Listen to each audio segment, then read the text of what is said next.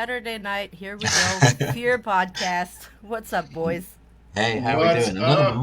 Another month's gone by. What happened? Crazy, eh? It's going fast. Sure That's Crazy. is. life. She runs by. Yeah, man. But If all you good. blink, Yeah, all good. if you blink, you're gonna miss it. And some other incredible movies that we picked this month. Mm, Holy, whoo! yeah. These ones had me Uh, going. I'm guilty. There's one I haven't watched, but yeah, the guys are there. it's all I'll keep good. you We've got updated. you. We've got you covered. No problem. Yes, But we do. the And two, I. we the two other apologize for ones. coming a little late today, but Mm, we forgot. We forgot that England does not do daylight saving. So Mark thought thought we were doing this in an hour. my bad. My bad. I was like, guys, what are you doing? I've got an hour to go yet. What do you mean? William Um. says, "Love your music so far, guys. Looking for the next song." So I know this Thank is going for Yeah, Nightfall. this is for me. Thank you, William, so much. We've got the album coming out actually next week on the 22nd on digital, and then we have physical copies on our website. So www.nightfallband.com, and you can order your physical copy there as well. We will be releasing to streaming, but we're still going to be releasing the rest of the songs one at a time to streaming. So if you want the whole thing, you'll have to go to either digital or to buy it physically. Smart, smart, smart, Makes smart. sense. I love it. I love it. Can't wait to hear it. By the way, I mean, Thank you. I'm a Yeah, big same. I fan. haven't had a I chance yet. love the music. I love It, the it's a journey. You're right. you're That's the gonna you're gonna artwork. you're gonna be in for it. You're gonna be in for it. It's a journey. I can't wait to hear it for sure. I have to admit, I love the artwork. I haven't listened to the Thank album you. yet. I've had a chance. It's something I was going to have it on when I'm working day job, but I haven't had a chance yet. But the artwork's incredible. Thank you. Thank you. That's No, it's incredible. It really is. believe it or not, a lot of it. So the Destiny Calling artwork was done by Thomas Eward, which is he's a German artist. So he's amazing. He's done artwork for bands like Avantasia, which is one of like my biggest influences. But the other artwork was actually me using a combination of Photoshop, AI, like a bunch of stuff blended together, because that's the tools that I have to work with. So that's what I did to make all that happen. Nice. Sweet. Yeah, it's really cool, and it's something you don't see very often now. Like you say, Yep. in a digital world, and you add a song on your phone and don't give it a second thought. To see artwork of that level is, But I believe it's in rare. visuals. I believe in Yeah, sure. visuals. It makes all the difference in the world. It's Absolutely good stuff. does. It's good stuff. Before we So, get into the movies, though, let's congratulations, Mark. 1 year tomorrow for the mm, Hathaway House of Horror. yep. Well, thank you. My first review went up a year tomorrow, or in officially, 45 minutes or so, I guess. It's been a crazy ride. I mean, I was thinking, well, people might like it. It might be fun. They might enjoy it. If I'm lucky, I'll get 100 followers, maybe. Um, you know, pushing on for sort of 2,500 now. People love it. People love Um, it. yeah, it turns out the written review that is a real throwback is kind of popular. And the beauty of it is now I'm finding more and more people, even though like some months are better than others in terms of follows, which is just the nature of it, of course. A lot more people are sharing the work, which is incredible. So like it'll come up saying, such and such shared your review and so on, and and Hmm. requests and stuff. So um, yeah, it's very cool. I think that's probably the best way to put it. It's very cool. It Um, is. can't It's believe a really. year's gone already, but yeah, going from It's strength to amazing strength. when people like what you do. It surprises I me know, too. I know. Like, It's oh, we crazy, love your right? podcast. I'm like, Yeah, oh, Well, really? Wow. yeah, Yeah. I mean, again, one of the things that I love about what you do on your end is that you're just so detail oriented with your reviews mm, of the films, like all of the horror movies and stuff. So, like, I love that because it's very intuitive. Your ideas, the way that your thought process is when you're going through yeah. everything. I love how you kind of present yourself with that. So it's Oh, well thank done, you, mate. Well done. thank you. Yeah, it's a process for sure. Before we get Um, into the I movies, haven't I William haven't wants listened to to it know yet. favorite song. Farewell. Farewell is my Yes. Oh, favorite song. thanks, Mel.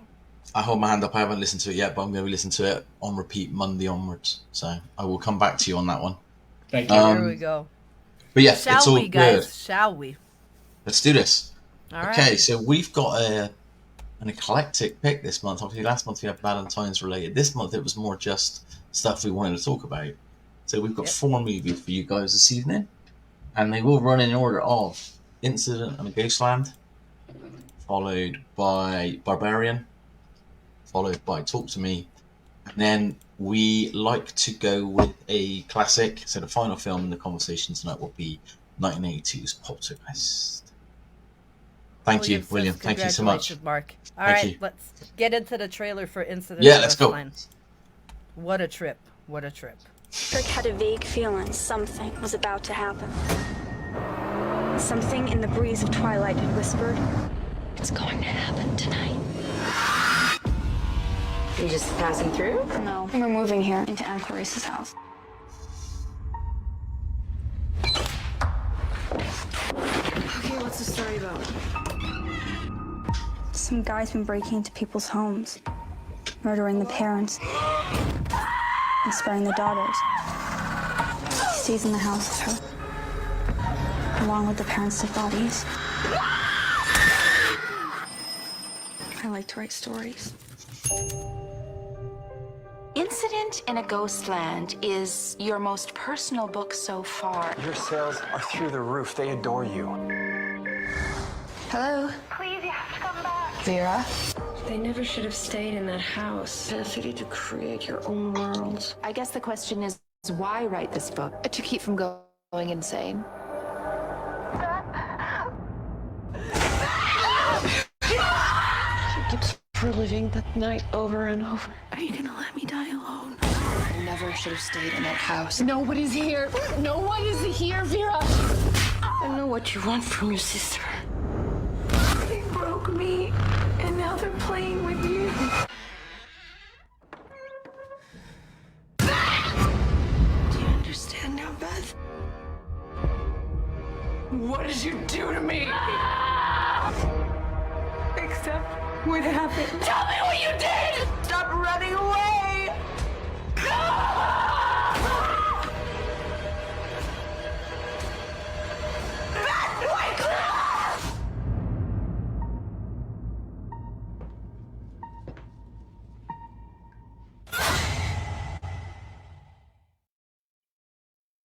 There you go.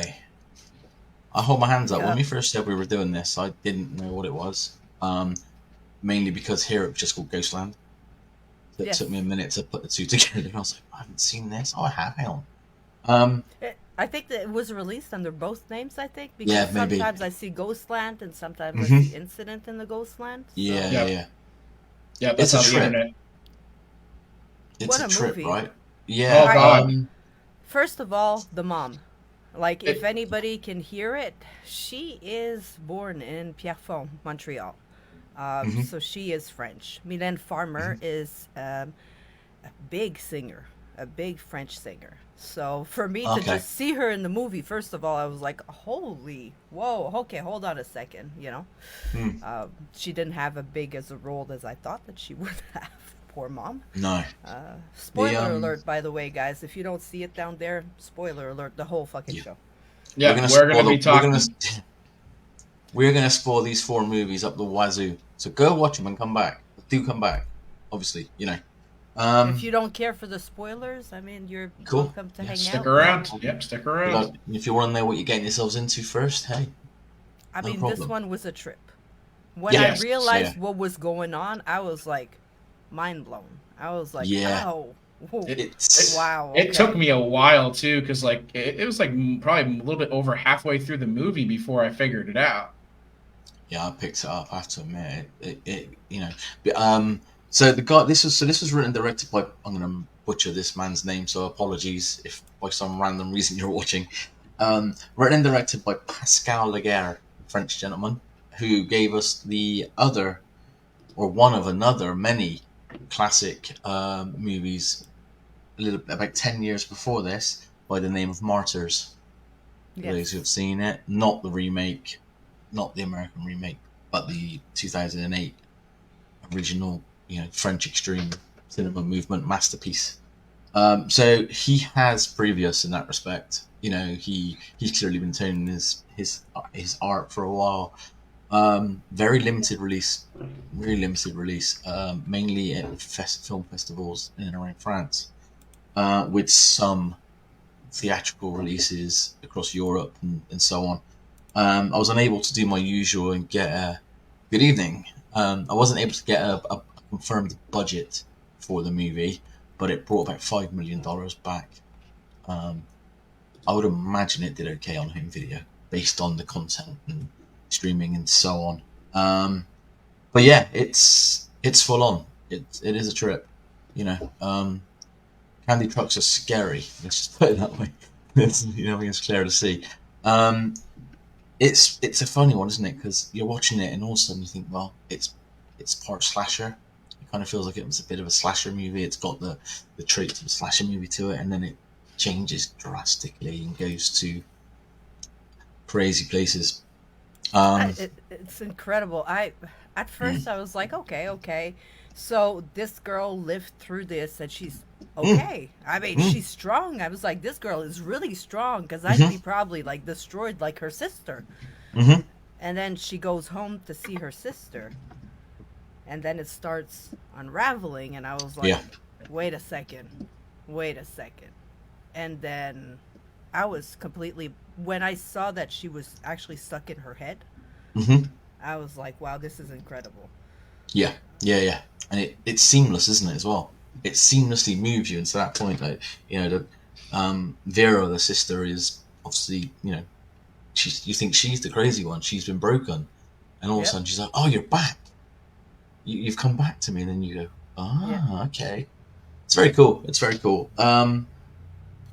Yeah, the twist is original. I'll openly admit I did see it coming, but not until, you know, a few minutes or so before, you know, it got to a point where I was like, well, hang on a sec, something doesn't quite marry up. And then once I said, well, actually, maybe this is not quite how it's meant to be. And then lo and behold, it goes the way it goes. I think one of the issues may be with the movie, and I'm not planning it by any means. It's a lot of fun, and it's a hard watch if you're not inducted to that sort of stuff.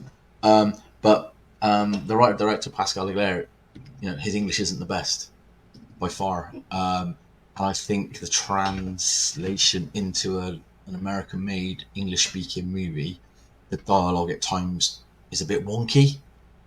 I think it happens often when a film is made in French and then will be translated to French. It's a little bit wonky, but I mean, it's all here. It's not for the faint of heart. That's for sure. No, it earns its 18 or its R rating, or maybe X for you guys. I don't know. Proudly. No, it was still R. It was definitely still R, but it was that movie. The movie is Incident in a Ghostland if you're in America, or in some places it's also called Ghostland. Yeah. 2018. So it's not an old movie by any means in a few years. No. But that one had me going. That definitely had me going. Like, it's been a while since I've had a movie that just kind of kept me on the edge of my seat like that one did. Because I really didn't know what was going to happen next, because it kept bouncing back and forth from, you know, her reality and you know. Yeah, for sure. Yeah, and the like you say, that, you know, the part of the mom, I think her name's Clarissa or Clarice. I think it's Clarissa. She's the way it's interpreted, she's absolutely fine. You know, and it's Vera that's broken, and she locks herself away, and so on. And then the whole thing's just a giant house of cards, and it just, you know, it just comes crumbling down. Interestingly, the young actress who played young Vera, a lady by the name of Taylor Hickson, during a specific scene in which she was pushed into a pane of glass, suffered permanent facial disfigurement when the pane of glass shattered. Yeah, you can still see on. Yeah, you can see it. You can. She has a big scar. It's actually I know exactly when it happened. You know, in the movie, at one point, she's at the glass, the big door, the glass, and she's banging on the door. They were telling her, "Bang! Come on!" Yeah, bang harder. Yeah. And she went right through the window, and her face. She sued. Yeah, I was about to say it went to court, etc. Like, it went the whole hog. Yes, so not good.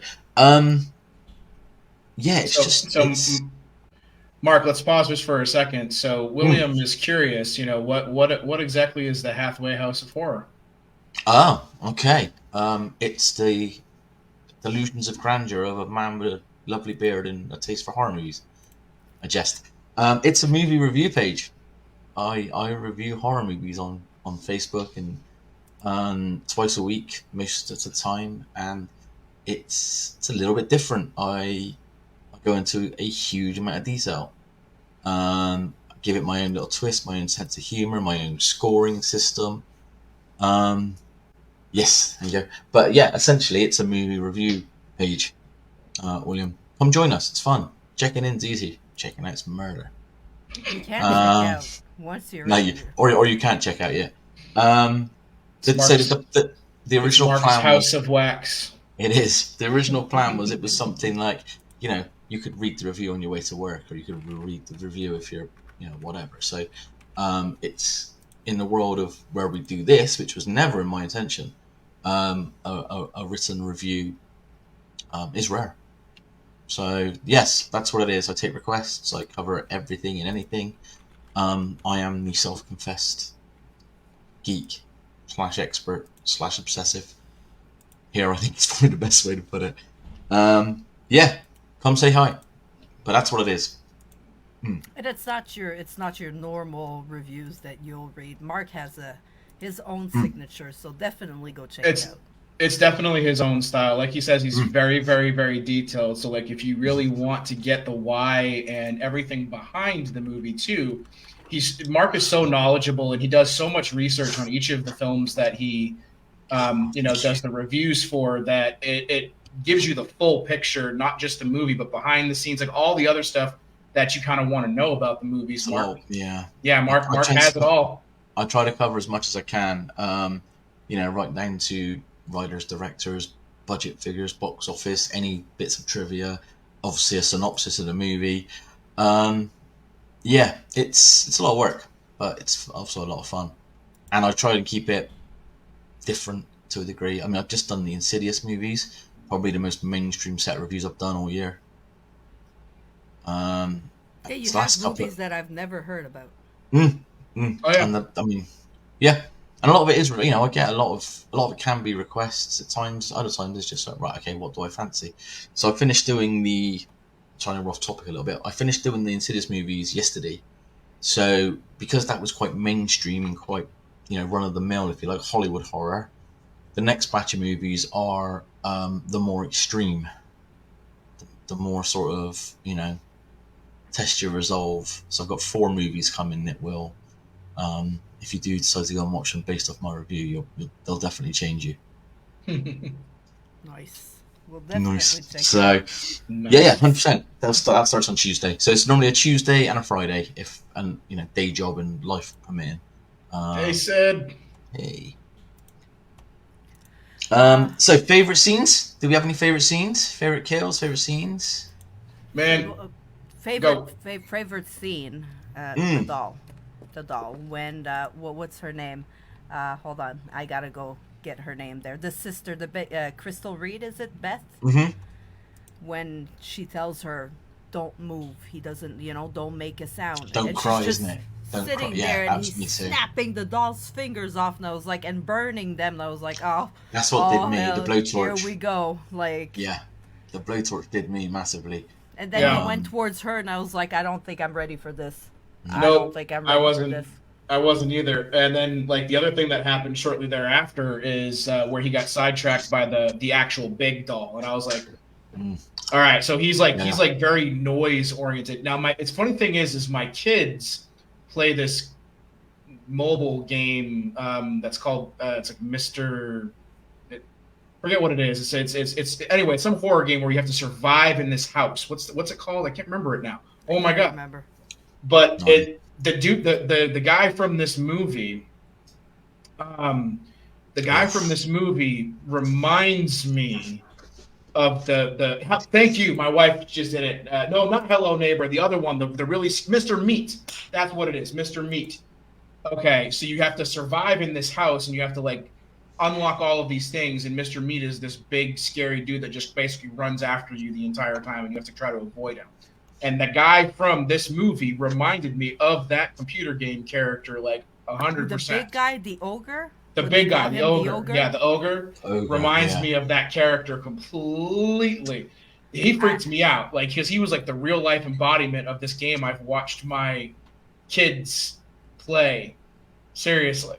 Yeah, he does. In the I game, don't he know. has a pig. He has a pig mask too. Mask. It's a creepy game, and yeah. But this reminded me of that, and I was like, oh my god, I'm Yeah, it's too never wide. One thing, showing my kids. one thing about Ghostland though is that I love the fact that I will be able to show my 14-year-old. There's no Right. uncomfortable scene, right? Because we can't. No. We have to be careful with Yeah. streaming Yeah. platforms and every. Yeah, we know yeah. what I'm talking about. They take it far. It could have went that Further. way, and it didn't Right. go that way. I like where it went. Yeah. They took it to a certain level, but they didn't go beyond, which is reminiscent of old school horror, where they take it to a certain level, but they don't go beyond. Like, for example, the one we're going to be talking about tonight, Poltergeist. You have the fear of something icky's gonna happen, maybe with the ogre Yeah. and that girl, and then it goes just pure horror, pure. Yeah. And you're like, yeah, okay, I'm good with that. The scariest thing is just, the scariest stuff's the stuff up here, and it's what you don't see, and you don't get that so much these days, admittedly. I have a bit of a reason for why it draws back though, because again, if you've seen Martyrs, there is no line in Martyrs. So when American Money came in, it was do whatever you want, do it in reason. There was no, again, the remake of Martyrs tells you everything. I know he wasn't involved in that, but yeah, it's one of those where Martyrs has no line. Martyrs is an endurance, plain and simple. So when American Money came, because Martyrs was huge, obviously, he took the money because why wouldn't you? Obviously, but yeah, it was like do what you like. You're an artist, do what you like, but don't do that. Or don't do, just pull it back. Like you say, that R rating is the difference in an R and an X for you guys is huge, isn't it? Over here, we have PG 15, 18. That's it. So it's a very different scoring system, and very over here now. Films have to be absolutely brutal or have a lot of nudity to get an 18. You'd be amazed the amount of horror movies that get 15 rated. Wow. And you think, really? Honestly. So, but no, it's a good movie. One of my favourite lines, although my favourite scene was the same scene as you, Mel, my favourite line was when the police officer says, "Who did this to you?" And she goes, "An ogre and a witch." And I was like, oh man, she is broken. Like, they have broken this girl. And then obviously it gets her. And then that killed me too, is they got away, and Yeah, I thought that was it. I was like, okay, the cops are here, and then all of a sudden she comes out of and just kills the cops like it's nobody's business. I was just like, yeah. Yeah, What? but that's gonna happen because they're Yeah, taking come their on, man. time. I mean, it's like, would you be taking your time? I'd be grabbing those girls and shoving them in that car and leaving. No, the cops are like, blah blah blah. Let me call it in. Blah blah. It's like, okay, you're dead. You're dead. And then they died, and I was like, I'm done. Yeah, it was crazy. It was crazy. It was a good one though. I really enjoyed it. I was surprised because, like I said, I saw it on TikTok. So I saw the scene It's a good where the movie. girls I'll run give away. it. I saw the scene where she's the doll's getting her fingers cracked, and I was like, oh, that looks interesting. That's why I gave it to Really? watch for tonight, and I wasn't sad. Yeah. Yeah, I won't say it's my favorite. That's If a good I were to movie. score I've it, only seen I'd give once. I'd give it an 8 out of 10. I'd give it an 8 out of 10. I gave The it 3.5 out storyline of 5, kept so me- same. Ish. Yeah. The think storyline kept if me it would have been made- invested. Yeah. I think if it would have been made, I'm not saying it's not his vision, but if it would have been made in France under the guise where, all bets were off, and we would have, don't get me wrong, I'm not, I'm no Gorn fiend by any means, but I respect the art, and if you're going to do something and that's the plan, that's the plan. So I think if it would have gone that way rather than just pulling back every now and then, I may have scored it higher. I can't say that for sure. The end's a bit cheesy, to say the least. The whole, the Lovecraft section was a bit... but it's fun. It's a fun movie. I mean, not many movies end well, especially in horror, let's be fair. In terms of where you guys can see this, it's available most places in terms of streaming sites. Here in the UK, for anyone from the UK who's joining us at this time of night, it's currently on Prime free with ads. It was one I didn't have to buy this month, guys. Don't own it. I didn't have to buy it. It was there for free. I mean, Spent- we it cost me a- have on Tubi for free here. Yeah, we don't get Tubi. Issues with GDPR and data protection, and our laws of that level are just ridiculous. So, but yes, so on Amazon here with ads, I'd imagine, like you say, for you guys, Tubi or whatever Yeah, the it's case may be, Tubi. maybe It's Tubi. AMC or Shudder It's or on something. Prime, but you have to purchase for Prime or rent. Yeah, yeah. I have to give Prime their props. They've really upped their game in terms of free movies with ads here. So, and it's not bad either. It's not like an ad every 2 minutes. It's like 4 to 5 ads in a 2-hour movie. Right. It's not, it's not bad by any means.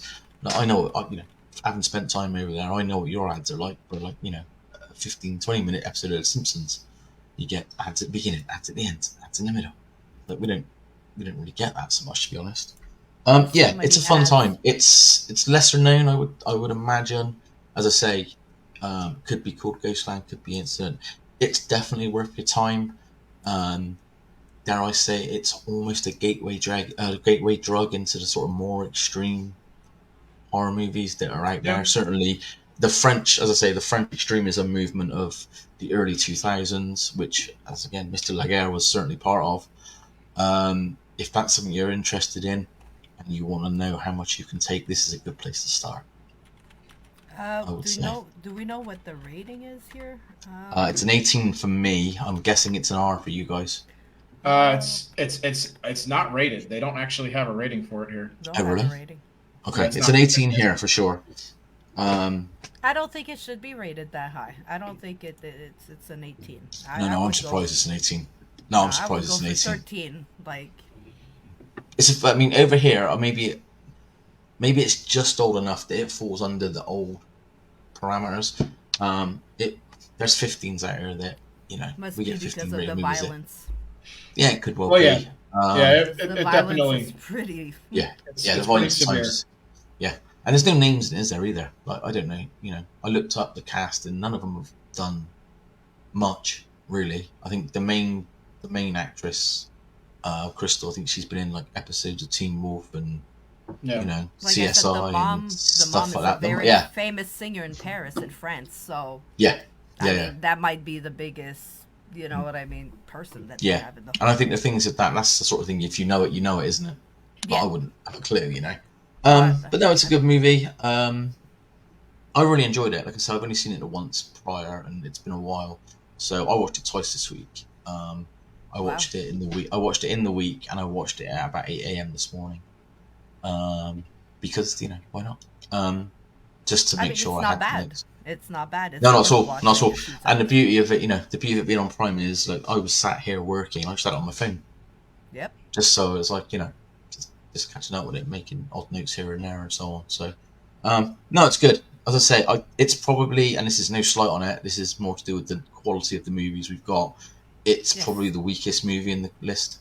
Yep. Oh yeah. I'd agree with that. I'd agree with that. And that again, that's not I'm not panning it, It was and it's just not an important. appetizer to get us into the next movie. Exactly.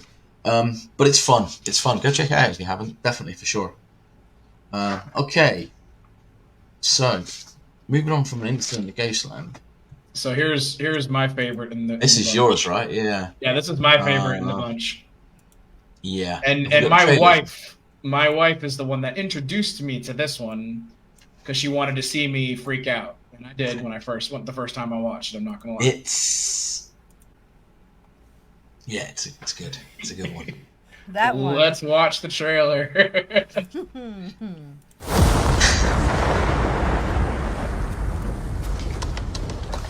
Oh, you've got to be kidding me. Yeah. This is 476 Barbary, right? Yeah, I'm renting this place. No, I booked it a month ago. Are you sure you have the right place? Yeah. What am I supposed to do? Why don't you come inside and we'll call these idiots?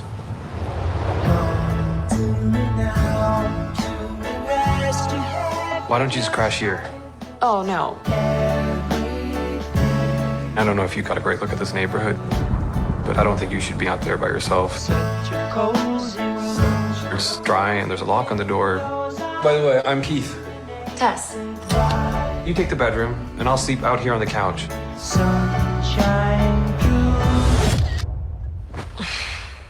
God.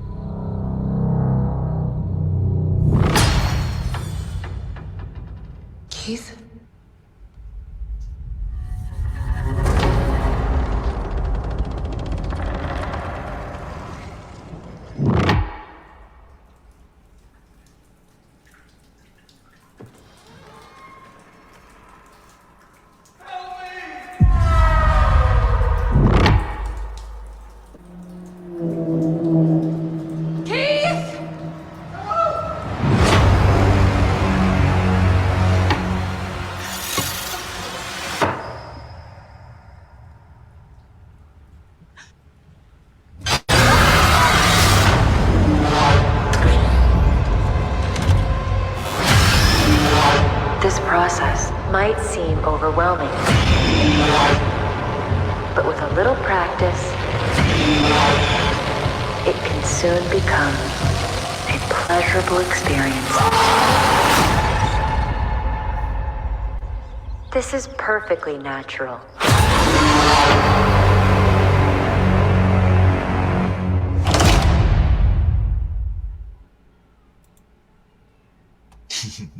I kind of want to watch it now. Yep. Keith, are you having a stroke? Are you talking? I was talking and I was on mute. Sorry. Notice how my wife is laughing in the comments. You're lucky. My wife hates horror. I don't get a chance to watch horror. I wish. There you go. Saltburn. Hey, we just got a recommendation. Yay. Have you guys not seen it yet? No. I haven't. Oh, yeah, it's crazy. It is crazy. It really is. You scared if me you right like, there if you with would, your answer. Yeah. yeah, it's crazy. If you enjoy it, which I think you probably would, watch The Killing of a Sacred Deer after. Well, I mean, I think we're setting up for the next month right now, so you know. There you go. But Killing of a Sacred Deer is such a long, slow burn, and it's just gut-wrenching emotionally. Yeah, we'll talk about it offline. We can go from there. But yeah, Saltburn's good. Okay, so Barbarian. My third favorite movie of 2022. That's how highly I rate this movie. It was a good year for horror. It only came in third behind The Black Phone, which I loved, and X. As you guys know, I'm a big whore for Ty West. So, Ty West, if anything Ty West makes, I'm there. So, X was phenomenal. We both absolutely adored Black Phone. My wife didn't like the X and Pearl and all that, so I did. I thought they were great, but she didn't like X. them. Yeah. I really like Black Phone. Black Phone, the reason I can say I really enjoyed Black Phone, and maybe that's something we can look at some point, is kind of didn't think it was very scary, but I still thoroughly enjoyed it. You know, you look at it and you go, oh, Scott Derrickson, the guy that made Sinister, amazing, I'm in. Oh, Ethan Hawke, I love Ethan Hawke, I'm in. Oh, hell on, he's the baddie. That doesn't sound great, and then you watch it and it's mind-blowingly good. We're part of the Black Phone. I think we might have to do that one, admittedly. Barbarian is crazy. It is another one that starts. Oh yeah, and it starts one way and goes another, and then it flips back, and you know, again, guys, spoilers. We're gonna spoil. Just where she walks up to the house, and he answers the door right there. He's typically typed like if you watched him, he did Pennywise. He's just creepy enough, isn't he? Bad guy. He's tall. He's tall, like towering over her, and then comes in AJ. And he's usually the sweet guy in every movies that he does, and then they kind of flip everything, and my brain hurts. Skarsgård is just creepy enough in this movie to think, well, he's a nice guy, but something isn't right. Something's right, yeah. He's very good, and again, you think, well, it's going to be a stalker, Oh yeah. At first, I thought it was him. Yeah, 100%. I really did. I thought he was messing with her, and then when she goes down the hallway, and you realize that he has just been abducted, and you're just like, oh, wait a minute, didn't see that coming. Savage. Isn't it? Oh God, savage! It really is. I was doing this. I was so engrossed in it. I was watching the TV like this. So when she comes running up out of nowhere, I jumped 6 feet in the air. I swear to you that's the photo that my wife got of me is that moment when I jumped, because that scared the crap out of me. I was not expecting that. Yeah, it's so good, and like you say, the twist is unreal. Made for about $4 million, wasn't released theatrically. I know you guys got it theatrically, but I don't think it was released theatrically anywhere else. It went straight to streaming here for sure. It still brought 50 million in. It did well. That's, in 50 million in horror movie terms, even to this day, 10 times your budget, essentially. It's done well. Written and directed by a guy called Zach Kreger, who you stole my next line. Who, if you don't know who he is, I was unaware, but doing my research as I do, he's predominantly a comedy actor. He's actually an actor, a writer, but he's predominantly, prior to Barbarian, most of his time was spent in comedy roles or comedy series things. So, he's clearly got a darker side. Breastfeeding's fun, right? Breastfeeding, Not after that movie. Jeez. Oh my days. That made breastfeeding horrifying for the rest of until I die. Like I never even want to even remotely think about it ever again after that. No, and a serious question. I think this may be it might just be me, admittedly, but does anyone play a douchebag better than Justin Long? No. You just want to smack him in the face. I really like him. I really like all his work. I think he's really good. But he plays smarmy and douchey so well. You just want to punch him. Yeah, he's usually sweet. In the movie roles that he does, he's always good the at both. guy. Yes. He's good at both. I don't even remember him in douchey movies. I don't remember Dodgeball. Have you ever seen Dodgeball? Where he plays the innocent young teenager in the Dodgeball movie. And I suppose you could argue he was Darry, wasn't he, in Jeepers Creepers as well? He plays in Crossroads.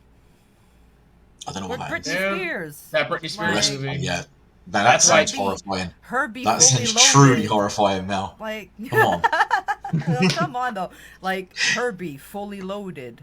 He plays in Waiting. He plays that kid in the movie. He was in Waiting, Waiting. Like, he was in Waiting. He's funny. What's Then that you first see him in name? there, and you're like, he plays a douche so well. Like he's a real douchebag. Like he's been a naughty boy. I didn't do anything, and the whole time, like, yeah, you did. You know exactly what you did. Well, you really know that he was a douchey, character. Right from the beginning, but like he cemented it towards the end when he pushes her off the water tower. Yeah. Tells you everything you need to know. And like you say, you watch the trailer and you think, well, this is another Skarsgård vehicle. And it's far from it. No. Yeah. He's in it maybe 20 minutes. 25, I'd say. Yeah.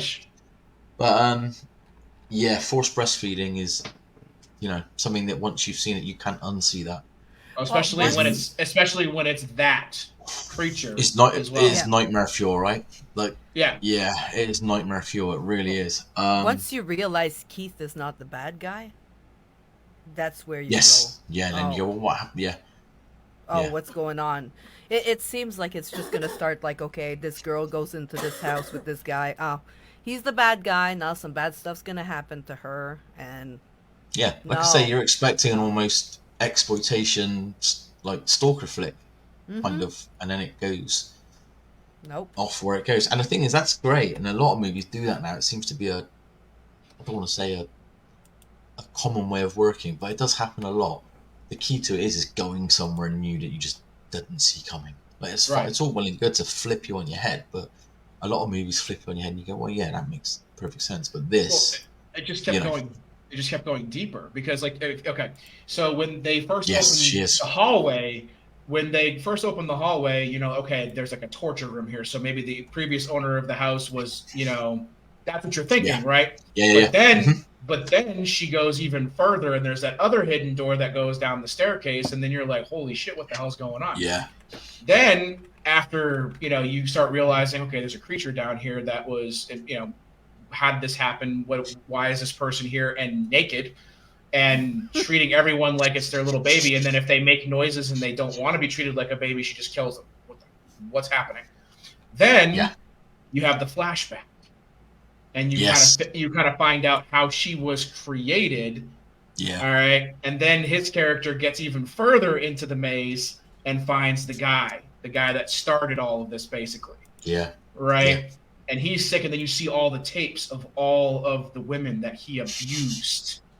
And you're like, holy crap, how many layers does this have? Yeah. And then there's a point where you feel bad for the creature at the end. Yeah, that's the craziest part. That is the beauty of it. Beauty is a word I use quite often in horror because I do think it is a beautiful genre. By the end of it, you've gone on such a ride, and actually, at some point, the mother is painted with this huge stroke of vulnerability. Yeah. Because of how she became what she is, and it's mind blowing. It really is. I guess we're gonna watch this. So bad. Hope you guys have had dinner.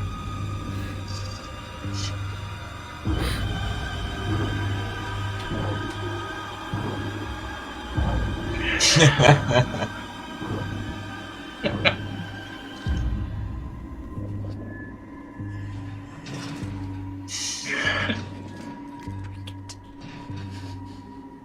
fucking drink it.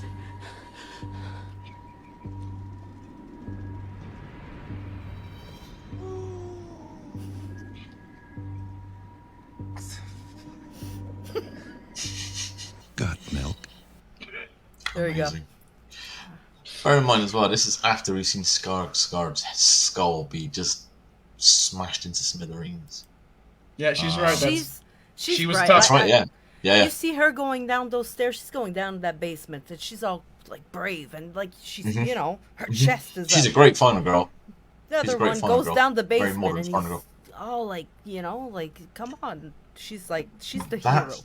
She's the hero Yeah, of yeah, the yeah. story. That first scene as well, so you go down into the original and you find the room with the bed and so on, and it goes deeper, doesn't it? And the way it's shot, you're going down that hallway. You're the one heading deeper into the maze. You know, it pulls you along. It's so well done. Yeah, let's say starts off feeling like a stalker movie and then goes off in a very different way. Another one. The only predictable thing that ever happened in that entire movie was when they were in the water tower and the homeless guy was like, "She hasn't gotten in here in 15 years," and I knew as soon as he said that. Yeah. They might as well have put Samuel L. Jackson there with a shark. Like, that's how obvious it was. You know, right? That's how obvious it was. Ironically, for those who haven't seen it or should see it, Mr. Comley, that's a friend of mine. He's up late in his Father Christmas picture still. Evening, Sam. Literally, I left him about an hour ago, so he's clearly not gone to bed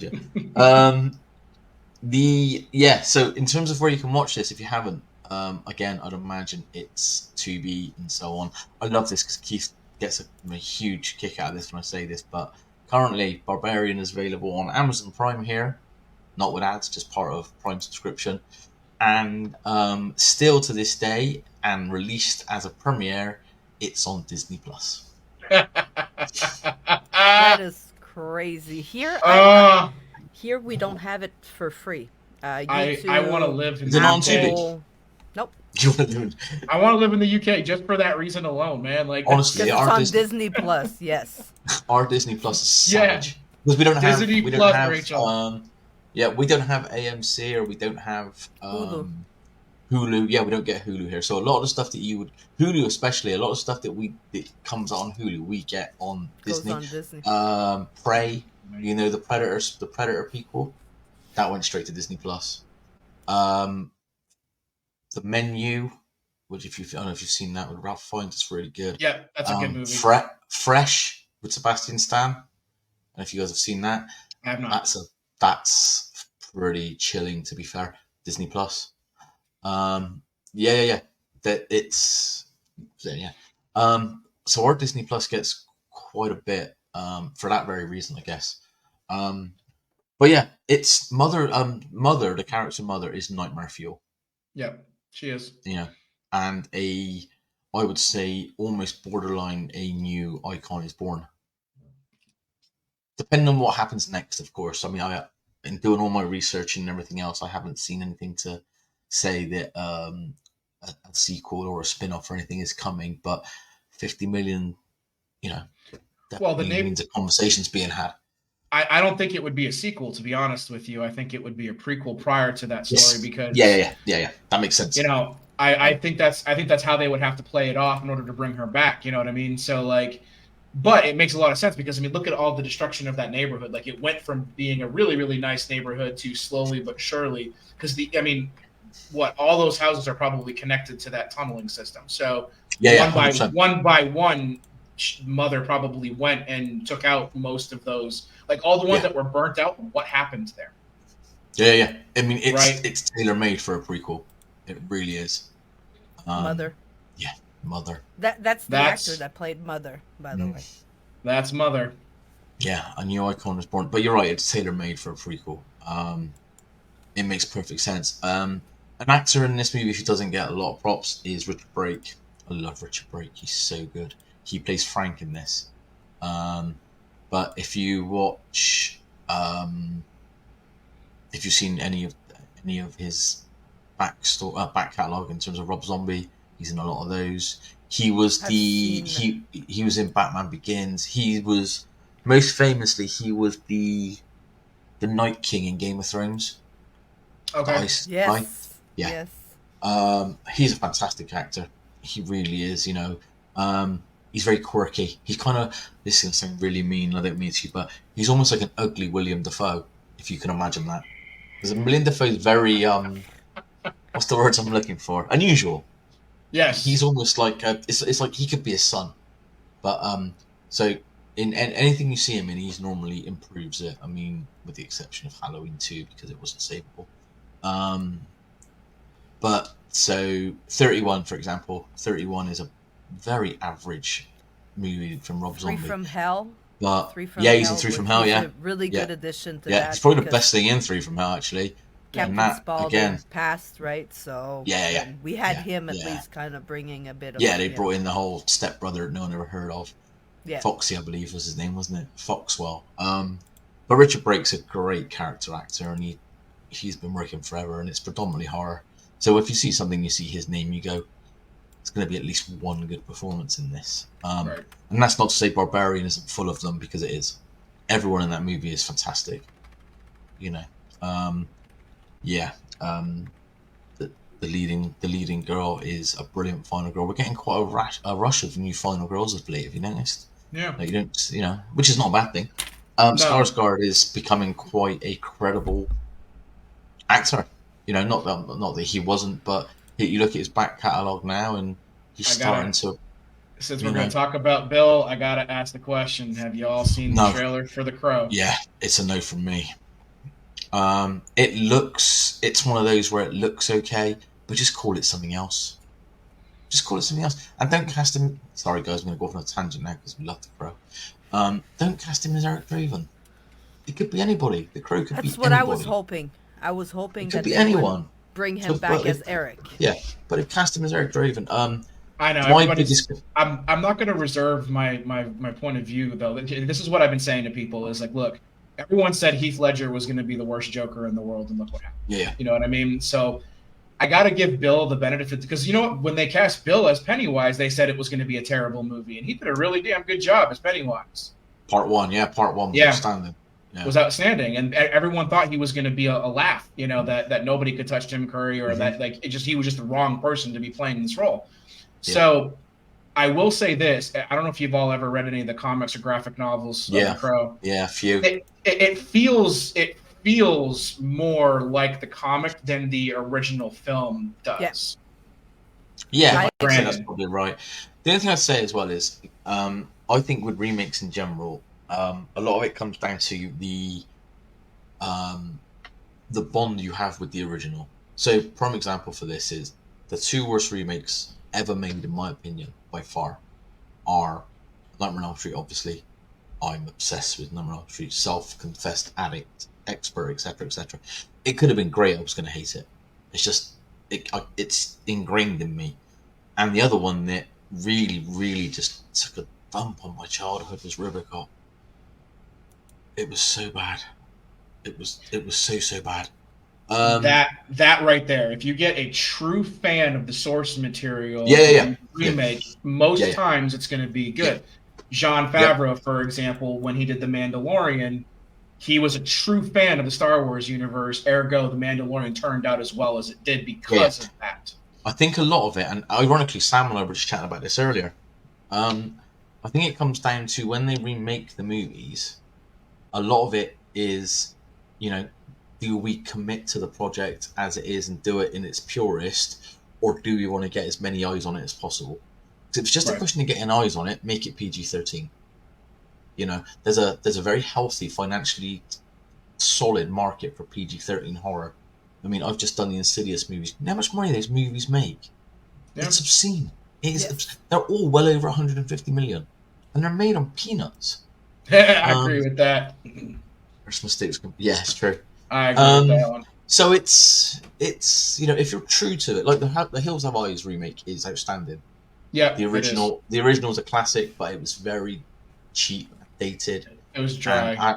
And Azure took it to whole new levels, and it's really good. I like the 2013 Evil Dead. I'm a big fan. Yep. You know, it's not a remake as such, but I'm a big fan. But then you get the I mean, Platinum Dunes has got a lot to be held accountable for, I think it's safe to say. I'll probably go opening weekend to The Crow, if I'm honest. It may even get a reaction review on the day, which I've never done actually, but you never know. But I don't have if you go in with the lowest of expectations, you know, it's one of those. But it certainly looks bloody enough. Sometimes it works and sometimes it doesn't. Yeah, I will say, stupid example, look at Mean Girls. I mean, because of my age, and I am a girl, I grew up on Mean Girls, and then they came in with this one, and I tried to go in, you know, my kid was like, go in with, like, if you had never seen it before, you know? But even her, she went to see it, she came back, and she was like, no, because it's Mean Girls. I grew up with that stuff. Yeah. If you have a connection to something, you can't do it. You know, it was good for what it was, but it wasn't Mean Girls. Sure. They should have called it something else. Yeah, and that's the issue. I have no issue. I know a lot of people that have massive issues with the Ryan Reynolds Amityville. It's not brilliant. It's very much by the numbers, but it's all right. What people forget is the original is boring. Yeah. With the greatest of respect, by today's standards, I know people were terrified at the time. I mean, Amityville 2 is a much better, much more disturbing movie, made for a lot less.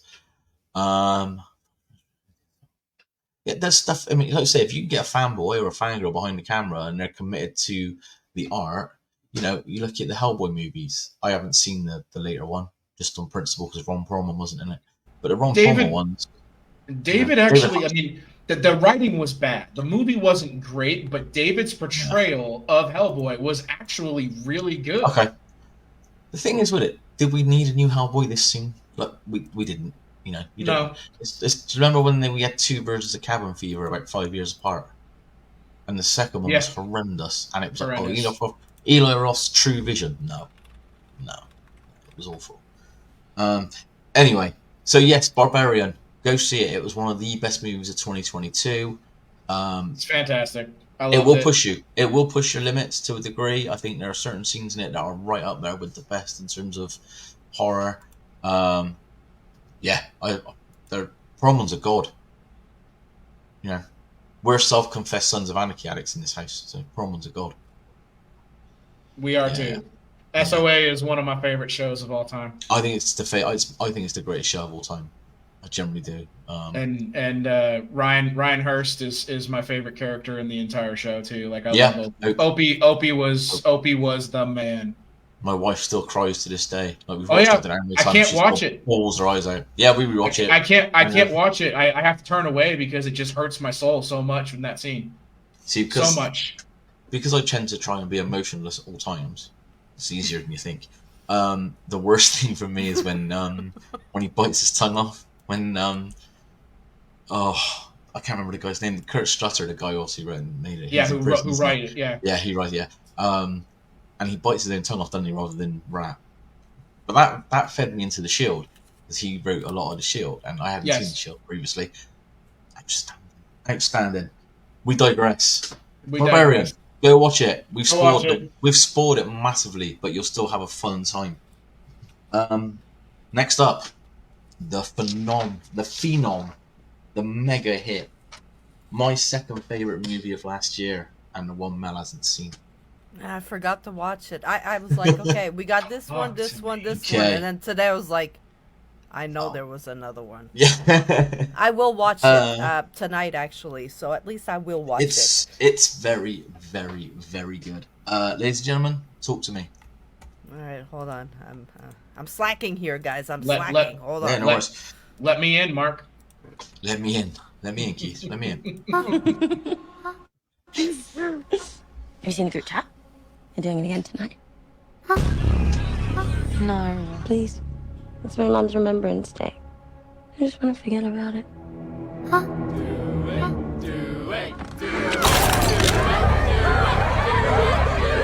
Who's up? I'll do it. Cannot go for more than 90 seconds. Am I clear? What happens after 90 seconds?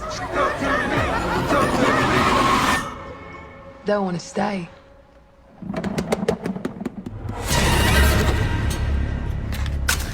Light the candle to open the door. Blow it out to close it. Put your hand on it. Now say, talk to me.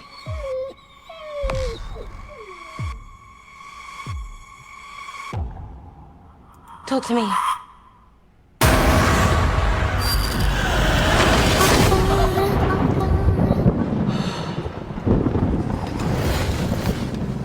What did the hand feel like? It felt amazing. I could see and feel everything on the other side. So my mom, she was trying to reach out. I'm here. Still been seeing stuff. You mean saying stuff? What if we opened the door but we didn't shut it? Oh my god, they followed us. I like it. They're not gonna stop. They're never gonna stop.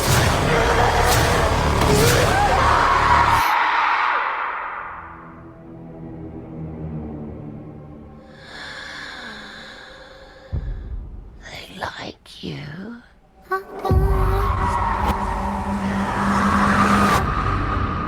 Talk to me. Mel, you're gonna love that, aren't you? I'm pretty sure I like these types of movie. I like It's really good. It's really good. Possession and Now, I mean, it's not original, but it definitely takes a new twist on this type of genre, which is what I liked about it. That's honestly what I liked about it. It was very much like it was 2023 Smile.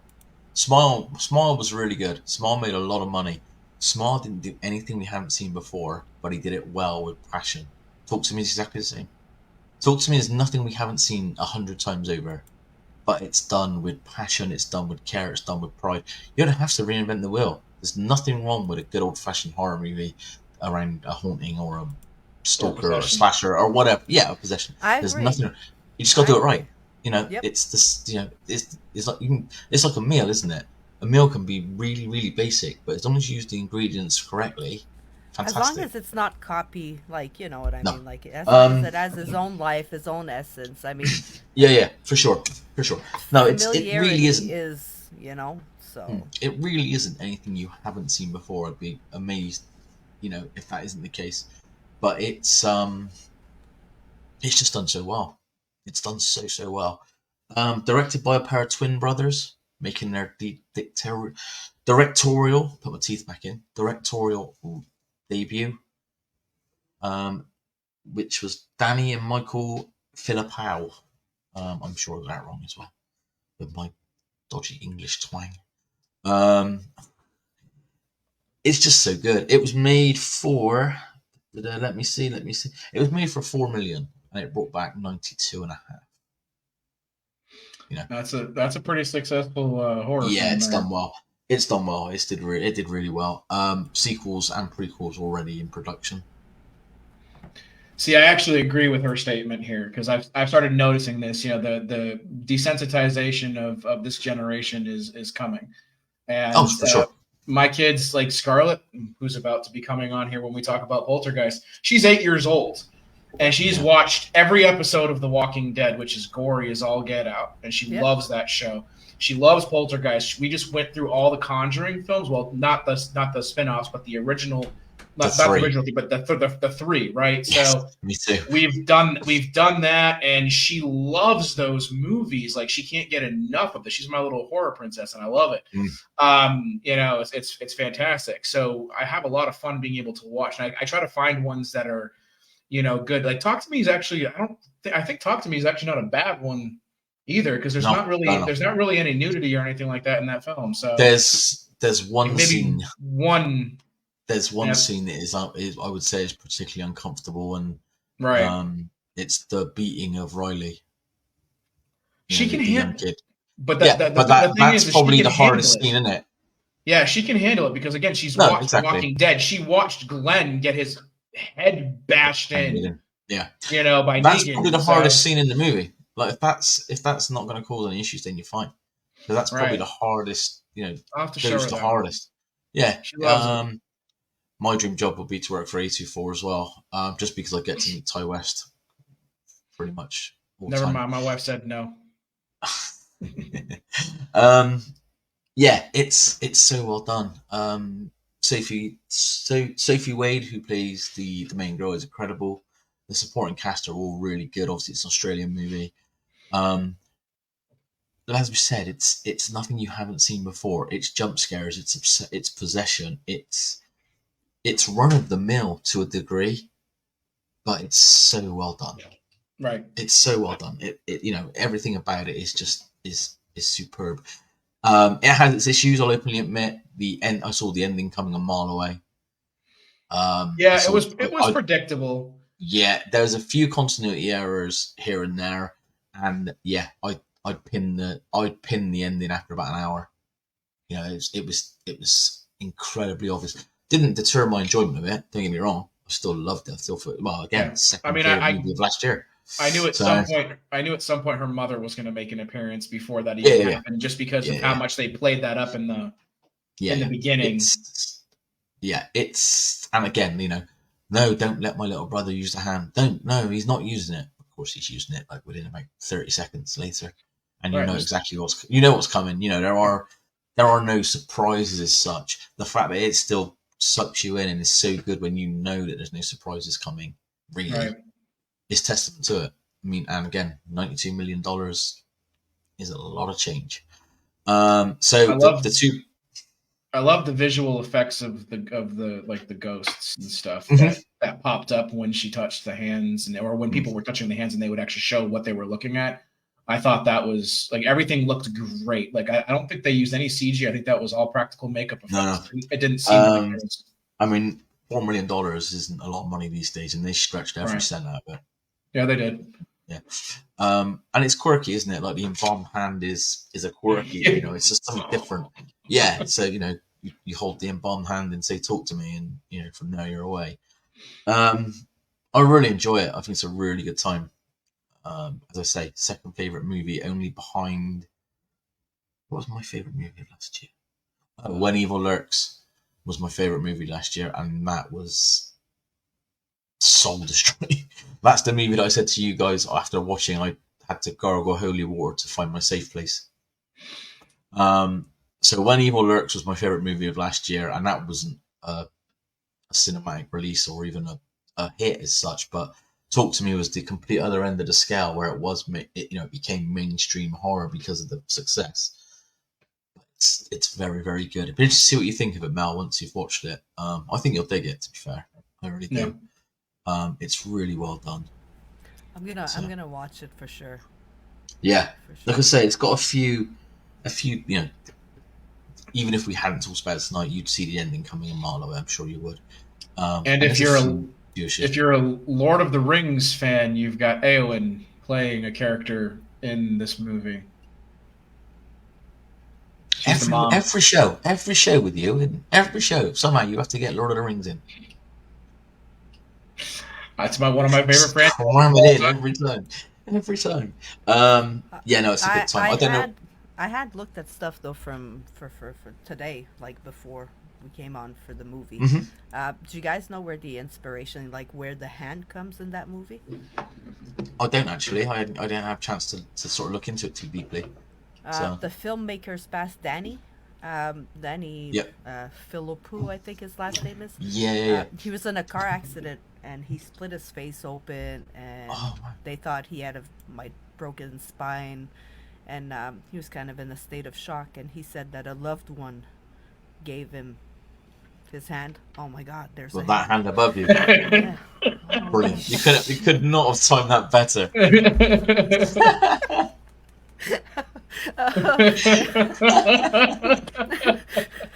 That's amazing. Perfect. That was perfect.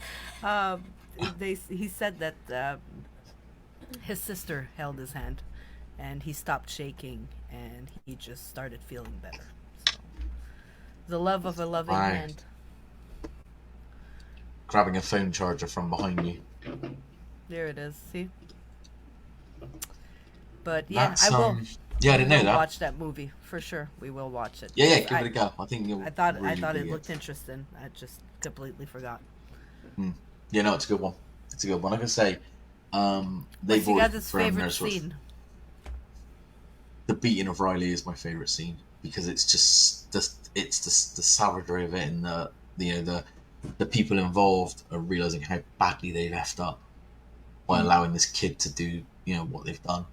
I also, that's a good scene. The other one, this isn't anything. But the purgatory stuff's good, and just purely from a comedy point of view, the feet sucking scene is hilarious. Oh God. Like, there's no need for it at all, but it's hilarious. It's uncalled for completely, but it just made me laugh. Yeah, but the purgatory stuff's cool. Like I say, it's nothing you haven't seen before, but it's done really well. So yeah, check it out for sure. I gave it 4.5 out of 5 at the time. So it just came shy of. I was close. Again, Barbarian out of this group was my favorite. So, I mean, I Talk to Me was like a 4 out of 5 for me. It was close. It was up there. Again, my wife was like, "Oh, it's too predictable. I didn't like it." And I was like, it was predictable, but it was still a fresh take. Yeah, as I say, there's nothing wrong with doing something you've seen before as long as it's done well. Yeah, good, all good stuff. I guess it's podcast time, huh? Let's get our special guest in here. Yes. If we're gonna be doing Poltergeist, we got music. Give me one moment. Introduction music.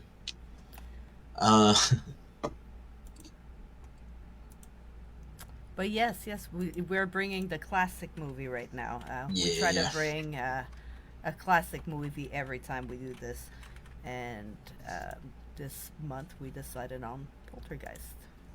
Yeah, we've got a few movies here that are possession or haunting related, so we thought it made sense. Say hello to everybody and look at the camera. Hi. Hi. Hey. Hi. You don't have to get that close to it, baby. All right, we're gonna watch the trailer and then we're gonna talk about the movie, okay? All right. So when was this movie made, Mark? Give us a little 1982. introduction while I get 1982.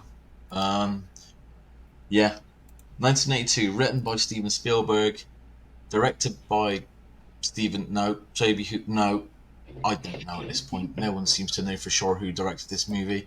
Certain actors and actresses will say that they were directed solely by Spielberg. Other people say that Toby Hooper did it.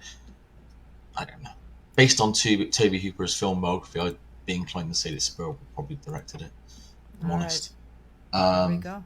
Yeah, let's go.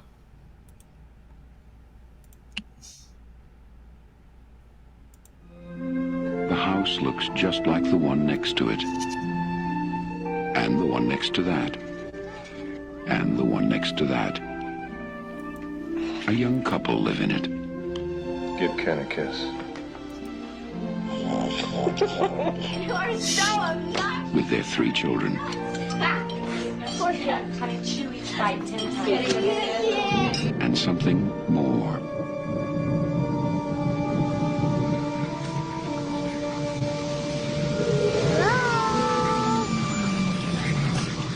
They're here.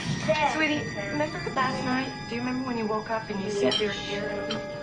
Uh-huh. Well, who did you meet? Who's here? TV people. Something's funny going on here next door. Something, We were wondering if maybe you had experienced any disturbances lately. What kind of disturbances? I don't know what hovers over this house.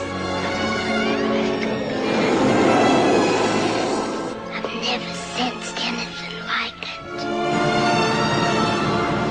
That thing is in there with my baby. They're hungry. Now Steven Spielberg crosses a frightening new threshold into a world within our own. Its form is revealed. What is it?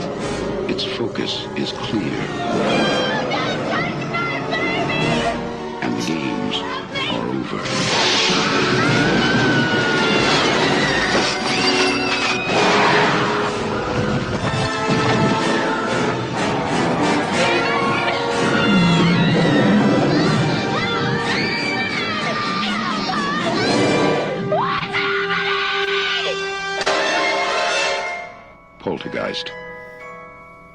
It knows what scares you.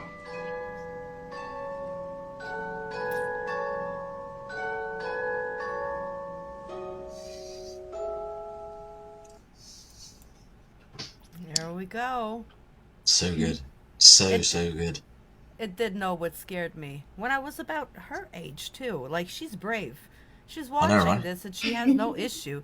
And I was there at 8 years old watching this movie like, oh, no, I'm going to, my mirror, my TV, I'm going to get sucked into the closet. Oh, my God. It's a whole new world now, Mel. She's laughing. They find this stuff funny now. Yeah, exactly. I know. I saw The Exorcist at 10. The Exorcist was my gateway drug, so I went in hard. That was 10. mine. Poltergeist was my gateway drug. Oh. Poltergeist is it's a classic, isn't it? Let's be fair. There isn't a bad word to be said about it.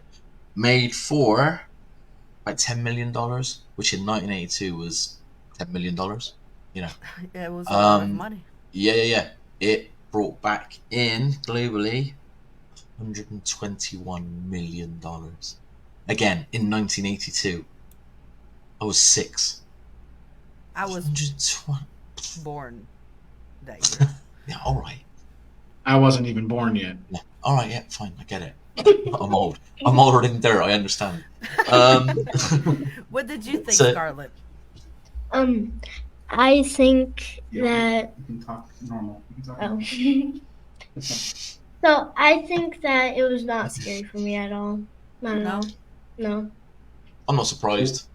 Like, we were talking about desensitization and so on, and the effects are dated, I guess is probably the nicest way to put it. There's not a single death in this movie. No. Not one. No. There's only one quote-unquote gory scene, and that involves a mirror and a really, really bad prosthetic. Apart from that, it's true, isn't it? Apart from that, it's all, blink of an eye and what you might not see. Scared me. I mean, the effects probably help that it's not scary. Because even today, like, if I think today, if I'd be her age watching it, I'd be like, what is this? I mean, Yeah, it's a generational thing, though, isn't it? Because in 1982, that would have scared the bejesus out of you. Oh, yeah. It would have, no question. I mean, originally it was given a R rating. Upon appeal, it was given a PG.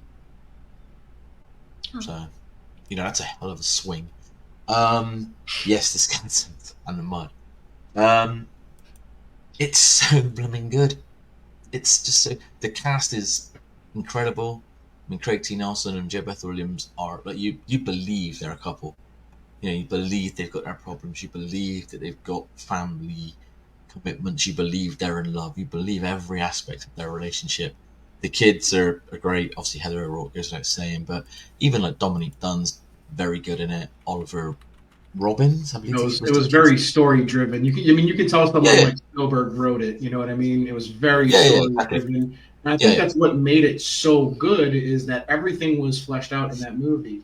Mm-hmm. All the characters, the storyline, where it was going, like everything was just written well. I think as well the money helps. Not that it wasn't well written and well made and everything, but if you think about the 80s and 80s slashers and 80s horror movies in general, they were made for next to nothing and made a fortune. This made a fortune, but it was made for a fortune. Yes. Craig T. Nelson was a big hitter back then. To pull him in, it was a big deal. You look at your Friday the 13th and your Halloweens and Nightmare on Elm Street. They were made for peanuts, and they went on to make a fortune. If someone shelled out 10 million off the bat, I don't know what would have been his movie before this. Maybe Jewel. Not sure. I have to look that up, to be honest. Who was your favorite character, Scarlett? Carol Ann. It's a no-brainer, isn't it? Really, to be fair. I still had to ask the question, Mark. Of course. I mean, imagine if she was like, the estate agent guy. I don't know. I like Zelda. Zelda's cool. Yeah. I mean, that was one of my favorites. Yeah, the medium Zelda. Yeah, she was cool. Yeah. Apparently, she was quite the ladies' man off set. She was beating him off with a stick. Really? Apparently so. Yeah, I'm doing my research. Yes. So what's kind of your favorite scene in this film? I'm going to let you talk a little bit more, and then we're going to have you go. So what's your favorite scene in this film? Like what was the thing that I know you said it wasn't scary, but what was kind of the scariest thing that you think was in this movie for you?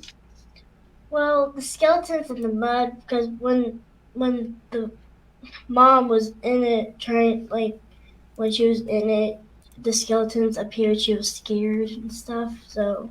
And that scared you because the mom was scared? Yeah. Just a little. Did the TV scene where she gets kind of sucked into the TV? Did that kind of freak you out a little bit? A little bit, but A not little that bit. much. What about Not the the climb? tree with Or the her climb? father? The climb is the one. He's getting sucked inside the tree. No, That didn't scare you? No, not at all. I don't know. You're tougher than I am because when I was a kid, that one scared me. Yeah. Yeah. It's just, you can't speak highly of it. Cain was one of two characters that literally terrified me as a child. One was Reverend Cain, the other one was the sister in Pet Sematary, Zelda. From the original Pet Sematary. Oh my god. Like that was terrifying. But yeah, just in terms of the skeletons, obviously there's a lot of history behind that, and the fact that they were real skeletons. And Jo Beth Williams was unaware and was appalled. Obviously, I get she was appalled, and I get that they told her, but it's actually quite common practice. It happens a lot back then, and even to this day, it happens occasionally. Mainly because you can get skeletons from India incredibly cheap. So although it was outrage and it was this, that, and everything, the main outrage is the fact that she wasn't made aware, because it was almost to a degree common practice. Yeah. Because such was the population in India that you could get a batch of skeletons. How awful is that to say out loud? But that's the reality of the situation. You could. So. The big issue was obviously that she wasn't aware, and of course there's the curse, the infamous curse of Poltergeist. If you guys have Shudder or AMC, I think it might be for you guys, or if you use it, there's a brilliant documentary on cursed films on there, and the second one on, I think, is Poltergeist. It predominantly talks about Poltergeist 3 for obvious reasons, but it does touch on Poltergeist 1 and a little bit on 2 as well. And it's just sad, it's just sad, really. But yeah, a lot of controversy, who made it, how it was made, skeletons, the ratings, and the real life curse of Poltergeist. I know, right? The real life curse of Poltergeist is yeah, it's horrific, really. I mean, I don't buy into that sort of stuff easily, and I don't tend to buy into it as it curse as such. But no matter how you look at it, it's just sad. I mean, Poltergeist 3 is an awful watch. It's you're literally watching her die to a degree. And on top of that, it's a terrible movie, which doesn't help. The second one's decent. The second half of the second one's terrible because it's called The Other Side, and when they take you to the other side in really poor CGI effects, it's just bad. But Reverend Cain is terrifying. He is. He is terrifying for sure. He's scarier than anything in this first movie. The irony of the funniest thing is, it took 4 years for a sequel. You would think with that amount of money made, and the 80s being what they were, that you would have seen that sequel a year, 18 months later. Well, I mean, no. With the money they put into it, it's one thing to, it's one thing to make the movie, to get all that money back, but you gotta have that money to invest, pay your cast. Yeah, for sure. And I mean, Reverend Cain, anybody that's seen Poltergeist, if they see just a still picture of that man, you know exactly where he comes from, and you know not to get close to him. Yeah. He is terrifying. I think also as well, you're looking at, it's so common now that people sign multi-film deals. Yeah. It really wasn't the case back then. So whatever they paid Jo Beth Williams and Craig T. Nelson, who are already names, they definitely got paid a hell of a lot more for the sequels. or the sequel, I should say, because they're not in the third one. And negotiations and so on and so forth. So it's not like now where you sign up for 10 Marvel movies and you get paid in increment amounts each time, and and so on. So I can see the reasons behind the 4 years. It just surprises me. Poltergeist 3 came 2 years after that.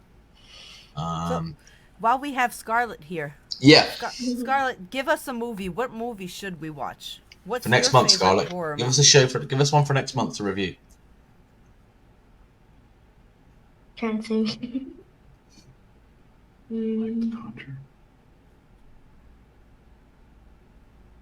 Yeah. I'm trying to think. The Conjuring. Conjuring. We can do The Conjuring. We can do that. First one, yeah? Mhm. Okay. Yeah, we can do The Conjuring. Cool. Sounds good to me. We'll get a list together for next month. We have to do April. Is there any other thing you want to say about Poltergeist before I take the headset back from you? What is y'all's favorite parts of the movie Poltergeist? The scariness of how they all get sucked into that's just the chaos in that whole scene is my favorite from the movie. And when she sticks her hands on the TV and says, "They're here," because then we get they're back. Yeah. I enjoy the it's not scary at all, but I find the scene where she launches him down the kitchen in the baseball with the baseball bat and the crash helmet on, the American football helmet. She's like, "Look, watch," and they're using the spirits to launch him down the kitchen. Hilarious. And then after that, the horror fiend in me loves the bit when the guy's ripping his face apart. When he's in the bathroom and he's ripping his... And it looks awful by today's standards. It really does. But that's part of the charm. It's part and parcel of it. 1982. Yeah, exactly. No, exactly. It's the face peeling scene. It's all part and parcel of the charm of the movie. Like you say, 1982. It's a long time ago. But a classic, an absolute classic. And I didn't even look up where it's available. Everyone should have seen it, and it's available. It's probably on YouTube at this point. It's probably in the public domain, but you'd be able to find it in most places. There was a remake in 2013, I believe. Yes, it was 2013. No, I kind of wanted to like it because I like Sam Rockwell, but it was poor. Nowhere for free. If you want to see Is it not? Is it really? Yeah. Wow. I bet it's on Disney here. Probably. The latest on this is there is a TV show coming next year. Say goodbye to everybody. Bye.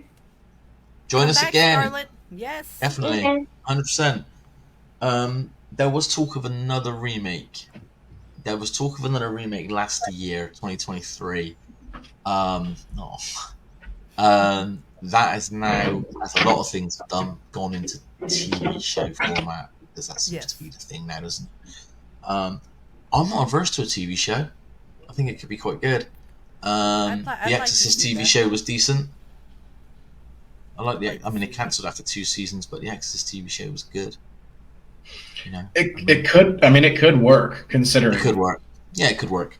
I'd rather see a TV show with decent money put into it and some care and thought than, another 2013 entry. Yeah, that was garbage. I didn't like that one. I didn't like the remake at all. No, it's like we were saying earlier. I think if you've got an emotional tie to the original, even if it's good, it's not. But in this instance, it wasn't good. Right. It's even harder when it's bad. Yeah, you have to think that Sam Rockwell signed up, and then he was he was sold something that wasn't the case, because he's a very credible, very talented actor. But I don't know. We've all got to pay to keep the lights on, I guess. And if he's not working, and someone says, "Here's a couple of million to do this," who are we to say? Right. Yeah, I don't know. I didn't even look it up. I'll openly admit I have no idea how the remake did in terms of financially. You tend to find with these remakes they do really well financially because they're opening up a new audience and they're PG-13, but critically and wise they get hammered. It's just how it is. Fantastic. Again, PG rated. Crazy. Would it be a PG now? Yeah, it probably would. By today's standards, it'd probably be a PG. Yeah. it's fascinating, though, isn't it? How the generations are different. Like, if you show Scarlett like on Elm Street now, she'd probably laugh her head off. Probably. But that dude still scares me now. I still have Freddy dreams to this day. Yep. You know, I didn't terrify me like I used to when I was a kid, but we weren't old exposed to all that violence. No, we weren't no, it's true. exposed to No, it's true. everything they're exposed to today. Mhm. I mean, Poltergeist stopped me from sleeping. Yeah, I don't doubt it. My mom had to take my TV out of my bedroom. My mom had to cover the mirror when I went to bed at night. Yeah. I still don't like closets. I mean, you can't I underestimate have the impacts of issues Poltergeist. because of horror movies. Yeah, The Exorcist. We're all stable, right? Yeah. I shared The Exorcist with her after we watched Poltergeist with Scarlett, thinking that one would scare the pants off of her. And it didn't even phase her. And I'm sitting here going, I'm like, you know, the bed scene where she's flopping, and then when the head turns around, like when I was a kid, though, like at 6 years old, that freaked me out. The worst scene in The Exorcist, obviously the end. This is blasphemous, no pun intended, but The Exorcist is almost boring to a point. Yeah. Because the last 20 minutes is all you want. The build up to the last 20 minutes at times is almost boring. The worst scene in that movie as an adult is the scene where they give her the spine injection. Well, because The that Exorcist just looks so bad. You know, that looks awful. To some people is, you know what I mean? Like, my aunt will still have a huge reaction just for hearing the beginning music. And yeah, Tubular Bells. Turn that shit off, you know what I mean? Like, I'm like, whoa, it's just the music. It's Halloween. Wouldn't you know? She can't, because it depends on your level of belief. Yeah, of course. What you believe. Well, that's where it hit home, because, you know, all horror fans have seen The Exorcist, because of course they have. But because of the content, a lot of non-horror fans, you know, who have very strong religious beliefs, have also seen it. Yep. And it hits everyone in different ways. Like I said, it was my first movie, and I was 10. Wow. But I didn't fully sort of jump in, as it were, until Nightmare on Elm Street. That was when I was like, I want more. You know, The Exorcist didn't deter me. It was just like, it was quite good. You know, at the time the head spinning thing was, you know, terrifying. Now it just looks funny. Yeah. Poltergeist scared the living daylights out of me, but it gave me that. I want to feel more of that. Like I'm an adrenaline rush. I want to feel the scare. Yeah, I might not sleep good for a few nights, but small price to pay. Yeah. See, the movie that she suggested that we do for next month, The Conjuring, like I think that's like kind of the newer age Poltergeist. That's the one that actually does scare you a little bit more than what Poltergeist does. The first one's really, really good. Yeah, I don't mind. I don't actually mind any of them. I'll openly admit I haven't got a problem with any of them. I don't have an issue with mainstream horror. It is what it is. Yeah. But the first one's actually very good. It's been a while now. The second one is the one that's based over here, isn't it? The Enfield Hall, I think. Yeah. And that's okay. The last one was meh. But the first one's really good. So that'll be a pleasure to do. I've not reviewed it either, actually, saying that, so I might even tie the two together. We have to do April Fool's Day next month. That's our classic. We have to. It's April. Come on. Yeah. Outside of that, I don't know. Maybe Saltburn, if it's considered horror. I'm not sure it's horror. It's certainly freaky, but I'm not sure it's horror. We'll find some movies. Yeah, we'll sort out. If you guys have anything, whoever's watching, if you guys have any movies that you would like for us to sit down and talk about, I mean, just let us know and give us those recommendations. Yeah. Hey, you're even welcome to come join us if you want to, you know. Absolutely. Like Scarlett tonight. Yeah, exactly. Like yeah, come join us. Our first guest. She was begging me. She was begging me. She was like, I've seen this movie. I want to be on the podcast. Anytime she wants to come on the podcast, she is invited. Exactly, yeah, we love it. So are we safely saying that in terms of the movies this month, we've probably ranked them in ascending order? I know, Keith, you feel a bit stronger about Barbarian and Talk to Me. I think that's like apples and oranges to a degree, isn't it? You know, it's like Nightmare on Elm Street and Dream Warriors. Depending on how I feel each day, one's better than the other. Right. So it changes quite often. Would I be in a rush to watch Ghostland again? Probably not. Only because it's having time more than anything else. But It's I a make good time to talk to watch. me and Barbara. Yeah, it It's a is. good watch, but it's not something that I would necessarily, go back and run to watch. But if somebody asks me, is it worth watching? At least once. At least. Oh, for sure. Yeah. 100%. As I say, it's almost like a gateway drug into the more sort of extreme stuff. I would tell parents that you can, if you're not too opposed with violence, obviously, it's something that I would let my kids watch. Yeah. I think it would be, from a kid's point of view, I think it would be less damaging than a Talk to Me, for example. Yes. I could see a Talk to Me, funding a lot of sleepless nights and crying and leave the light on type conversations, as opposed to Ghostland, which I don't think would be the case. And Barbarian is the whole stranger danger thing again, right? Yeah, for sure. And if I were to rank, because I guess we're gonna have kind of our own little ranking here, right? So yeah, definitely. If I were to rank in order of like which is my favorite to which is my least favorite, Barbarian's going to be number 1 for me. Poltergeist is actually going to be number 2 for me, and then Talk to Me, and then Ghostland. Is actually how I would rank them personally. I know it's probably going to be kind of the reverse for Mark, I would think, right? You'd have Talk to Me. No, Poltergeist tops the tree. I mean, it's seminal, it has to. And then Talk to Me, then Barbarian, and then Ghostland. See, I didn't see. But again, you could flip Talk to Me and Barbarian at any point in that respect. But I mean, Poltergeist sits top of the tree. I mean, it kind of has to. Yeah. I don't know. Barbarian was just different for me, and as much as I like Poltergeist, I just like that one. Like that one I've rewatched multiple times now, and each time I find something new, and I get really good rewatch. I've watched Poltergeist a few times, and I know that story. I rewatched every movie. I watched all the 4 movies. I rewatched all of them twice this week.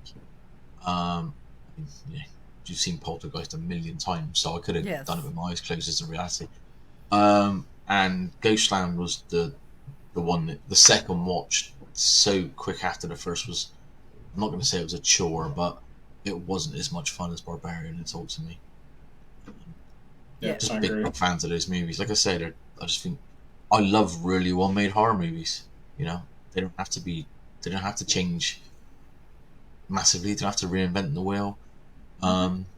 It's one of those. So, yeah, a really good batch, I think. A really good batch of movies. Hopefully, you guys listening, watching on replay or live, whatever the case may be, if you haven't seen these, it makes you think I'll go and give them a couple of hours of my time. It's definitely worth it. Definitely worth it. We have spoiled these movies massively, but that just means you should watch them. The Babadook. Okay. The blooming kid in the Babadook. Oh, kid in the Babadook. The kid's the worst thing in it, like by a mile. Worse than any of it. Like it's a great movie, it is, of course, but the kid is so annoying. Thanks, Sam. We'll take it into consideration. Who let you into this chat?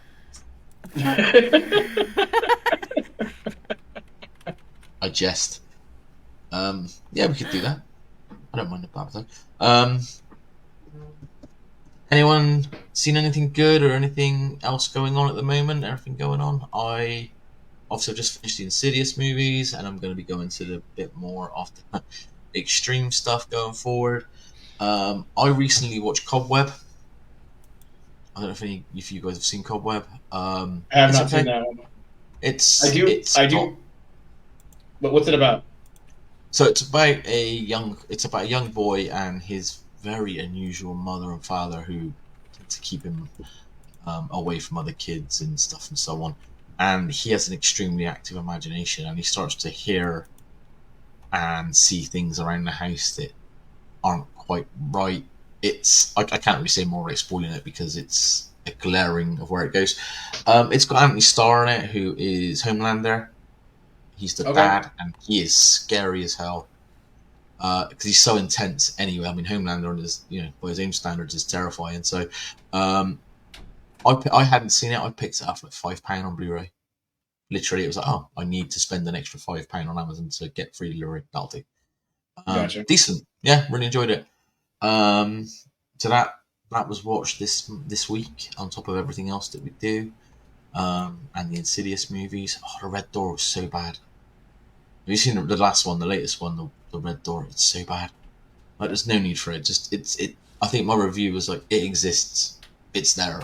You know, it adds nothing. It's so poor. But hey, you know, they get requested, so I do them. That's how it works. For me, it was no horror movie, but actually a documentary about Ervil LeBaron. It's called Daughters of the Cult. Oh, okay. Polygamy. He was, I think, 32 murders that he was responsible for. They called him like the Mormon Manson. Oh, wow. So that's what I've been watching. Yeah, that sounds interesting. The third episode now of the docu. So. See, I've been doing a couple of things. I don't know. I've been going back to my childhood a little bit. I don't know why I've been regressing. Maybe it's because I've got the surgery coming up next month, but I've been regressing a little bit, and I've been putting on like all of the 1997. Like I'm in 1999 now, but I've been watching all of the old WWF stuff from 19 like the beginning of the Attitude Era going through. Yeah. I'm in the year 1999, and this is when like The Rock is becoming huge, and the feud with Triple H and the whole thing with Stephanie McMahon is about to happen and stuff like that. So like I'm rewatching that. And then because that keeps me engaged so much that I can't fall asleep if I watch that, to fall asleep to, I've been rewatching Buffy the Vampire Slayer, which was my show when I was a kid. Yeah, same. Yeah, for sure. I'm trying to think, is there anything else that we've watched of late that is... I mean, I often say I watch this stuff so you guys don't have to. I watched Hellraiser Bloodline this week. Don't recommend it. It's, and Hellraiser Judgment. Watch this week as well, the latest one. As VOD goes, it's probably the best of the bunch, but still, no one needs to see that movie. Which is the one that has Henry Cavill? Hellworld, right? Is that one terrible. Hellworld? Yeah, terrible. Yeah. I don't know. So I'm a firm. Most people believe that sequels get worse in like sending order. And it's not the case. Some are better than others, and you just never know. Hellraiser is a prime example. We talk about Hellraiser every show I've noticed. It's the first two. No, the first two were good. So the first two are great. He's his Lord of the Rings. You're Hellraiser. Yeah, and Nightmare on Elm Street. Yeah. But Clive Barker is my favorite horror stuff. Like I love Nightbreed. I love Hellraiser. I like the new one, the newest one that came out on Hulu with the female Hellraiser. I did enjoy that. It's not my favorite. It's not my favorite, but I did enjoy that in comparison to all the other sequels. It's probably the 4th or 5th best movie in the series. Yeah, I agree with that. Yeah. I agree with that. I can't pin my flag to Barker mainly because of Rawhead Rex.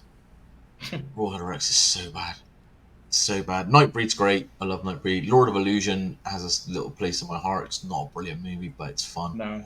Nightbreed and the original two Hellraisers are probably my favorite that he's done, but it's just the worlds that he creates that makes me. I get completely engrossed in what he's doing visually and from his story standpoint, which is why I'm so happy they're like pre-production trying to do this Nightbreed TV show and flesh out all of those characters. I really want this. Like that's one thing that in this day and age, with the money going, in this day and age, with the money going into TV shows and with the whole,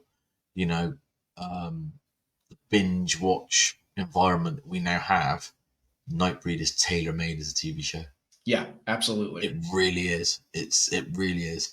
I think. And they announced they did announce a 13 Ghosts TV show. See, I'm very much in the minority because I hated that movie. I think it's going to be great because you're now going to flesh out the ghosts. Blah, Mark, blah. I need to. I'd have to rewatch it, but all I remember is Matthew Willard being really annoying for an hour and a half. He wasn't in it that much. Like it followed the father-daughter character way more than it followed him. Yeah, Am I right in thinking the father was Monk? Yeah, but when he's Yeah, there, Monk, he's yeah. like there. You know what Tony I mean? Shalhoub. That actor is loud.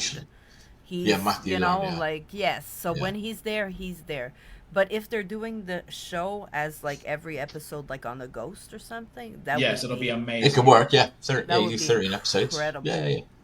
I mean, I'll give it a Incredible. go. No, there's very little. Rewatch it. It's not terrible. Yes, his character was the most annoying thing in the movie. I will admit that. I also have a small place in my heart for Matthew Lillard from Scream and Scooby Doo and all. Yes. And Hackers. Good lord, I love Hackers, yeah. Hackers is a great movie. I love Hackers. So like he does have a special place in my heart as an actor. But you're right, he was fairly So annoying. over the top in that movie. But he's Yeah, over he the only has- top in everything he does. Yeah, but this is not Scooby Doo. You know what I I know, mean? Like I his know. expressions are there, but he's just like it He's works one with of- Scream because of his character in Scream. He's You know what animated, I mean? isn't he? He's In incredibly this Very one- animated. Yeah, Very in this animated. one, maybe he should have toned Dumbed it down, down a but little bit, yeah. I mean, he can't. He's himself, right? So No, I actually don't think he's a very good actor. I think he's just him. Yeah. It works or it doesn't. I don't think there's Well, a that's- huge amount of range, shall we say. That's he's why not his supposed best to be a mind roles. That's why his best roles are the character that he's literally playing a version of himself in a different time period. Yeah. Yeah. That's think why I about- call the you think Jason about Statham Hackers. career. Yeah, you think about Hackers. I mean, Yeah. his character is literally just a version of himself. That's it. Yeah. It's almost the same character as Stu, but even a little bit more out there in Hackers. That's basically it. Thing is, with the Stu character, he's blatantly going to be the killer at some point in the next one or the one after. They're going to pull him back in as he never died, and because it's going to happen. You can see it happening. Now they've put Nev Campbell back in because the other two have quit. Well, one of them was fired, and the other one fired, and the other one walked. Yeah. Yeah, that's right. Yeah. Yeah, we'll see. all right. I So have some. to wrap things up, Yeah, let's for wrap. tonight. Yes, Within Let's 2 wrap. hours. let's Wow. start wrapping things up because we're just gonna keep talking and talking, guys. Yeah, True. it's This true.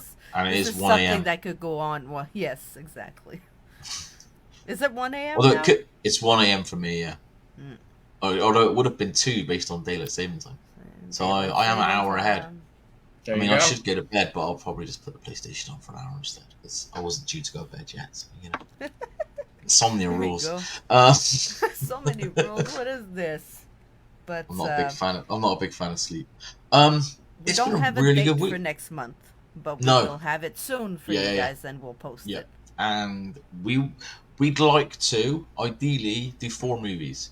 So I'm more than happy to pull 4 out of obscurity, or we as a group we all have a lot of history and background and knowledge in the genre. But more importantly, tell us what you want us to talk about.